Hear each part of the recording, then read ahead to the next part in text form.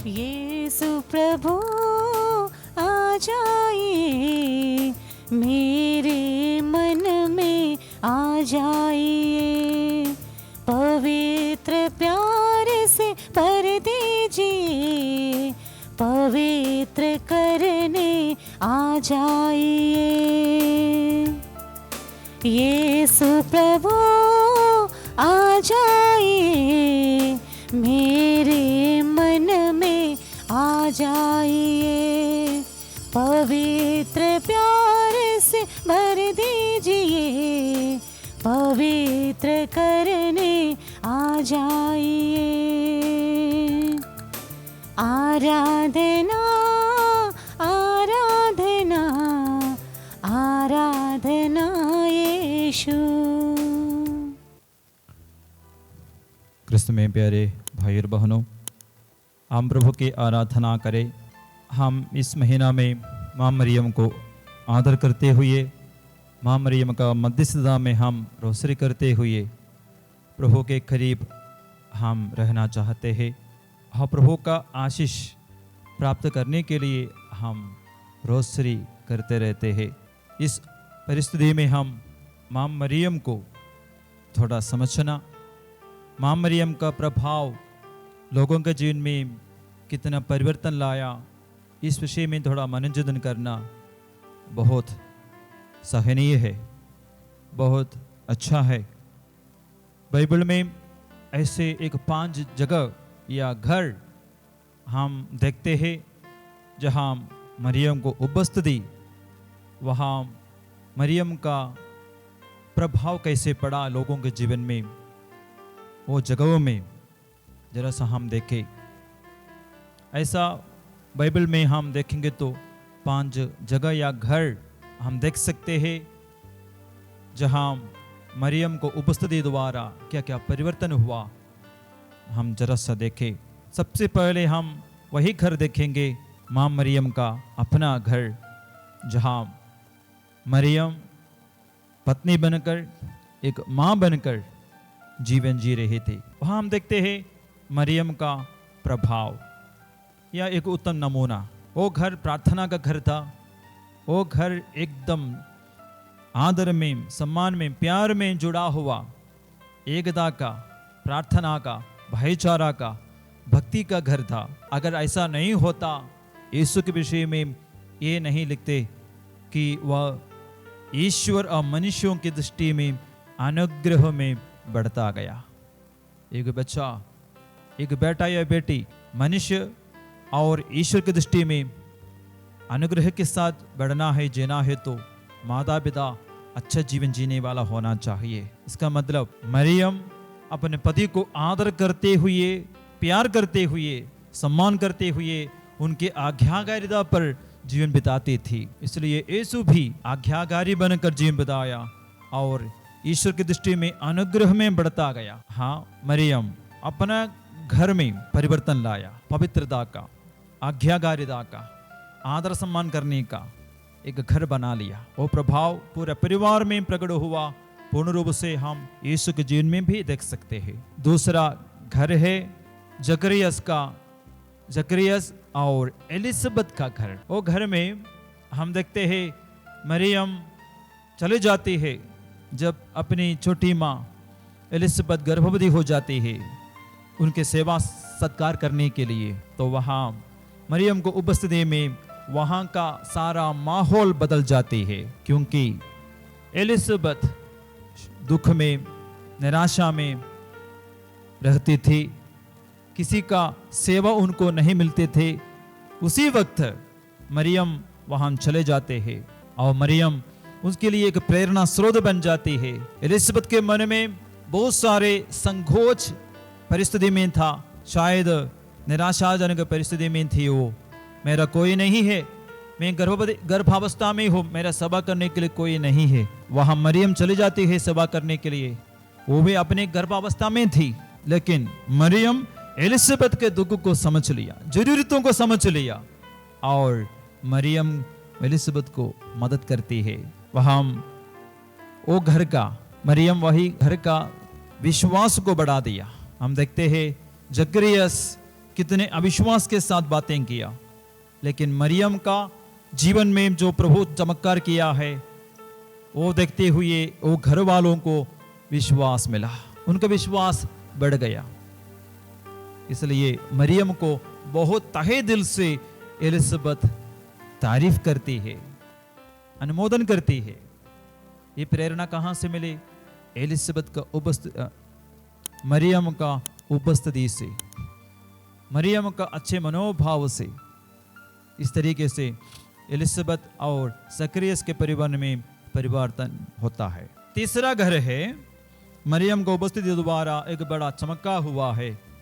ये तो काना विवाह का वो घर है। वो घर में हम देखते हैं क्या हुआ, हम सभी लोग जानते हैं। मरियम का उपस्थिति के कारण, मध्यस्थता के कारण वो घर जहां बहुत दुख का परिस्थिति आई, मरियम मध्यस्थता किया, तुरंत यीशु के पास दौड़ पड़ती है।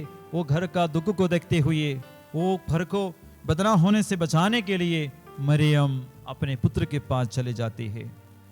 यीशु तो बोलता है मेरा समय तो नहीं आया है, फिर भी मरियम जबरदस्ती यीशु से बोलता है और यीशु वो बात को सुनता है। वो परिवार को वो दर्दमय या बदनाम होने वाला परिस्थिति से बचाता है।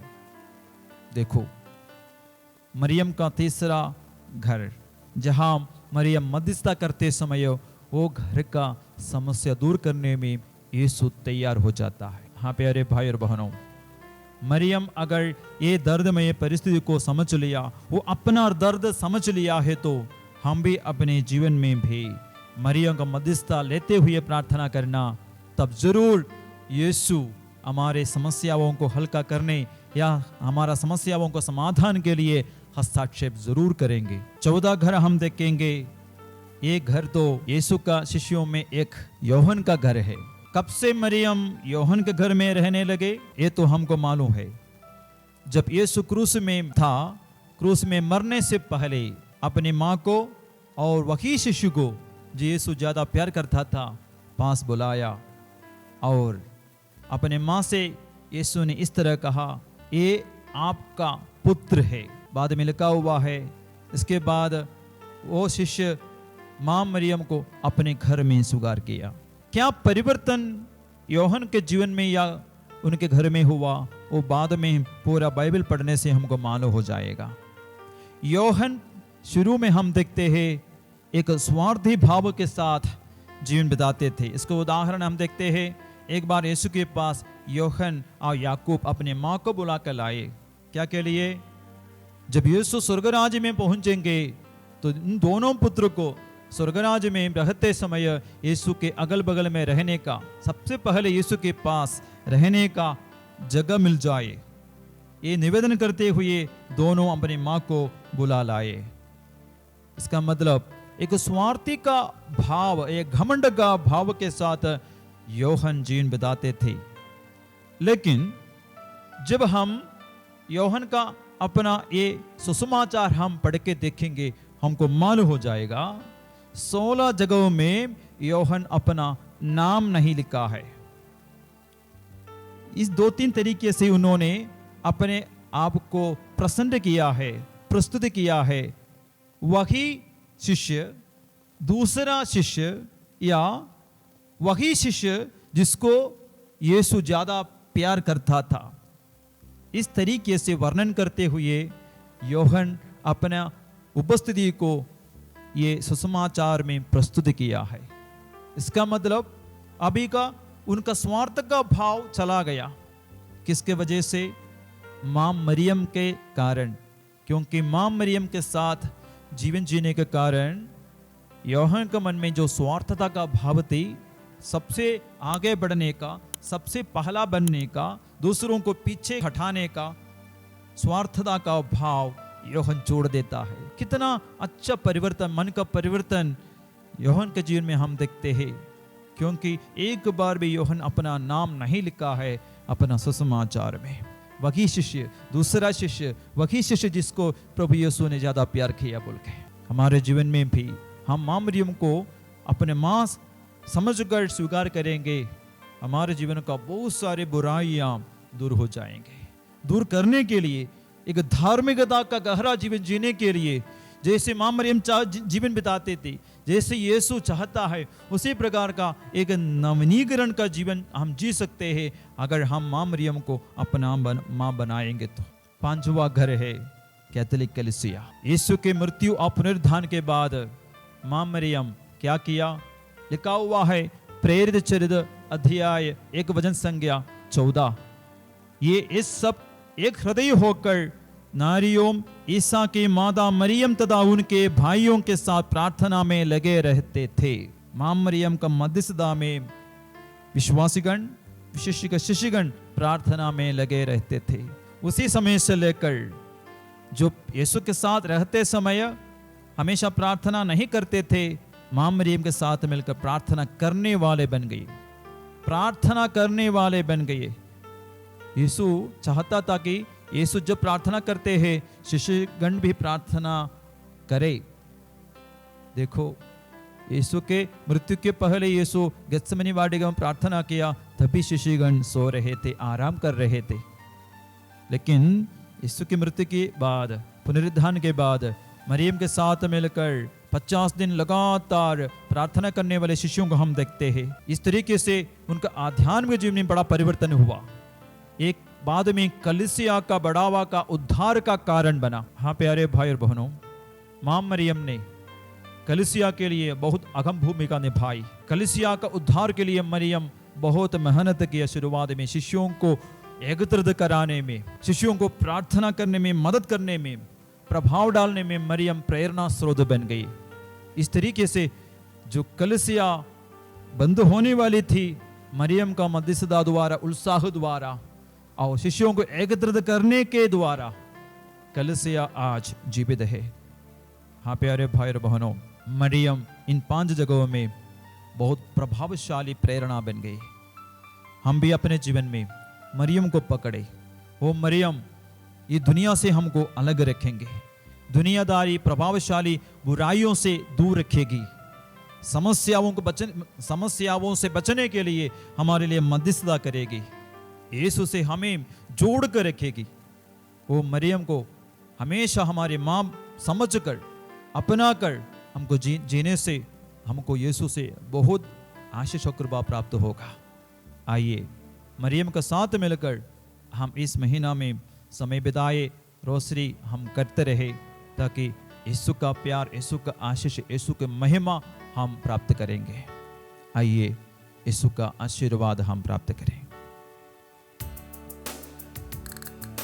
सर्वोच्च स्वर्ग में ईश्वर की महिमा प्रकट हो।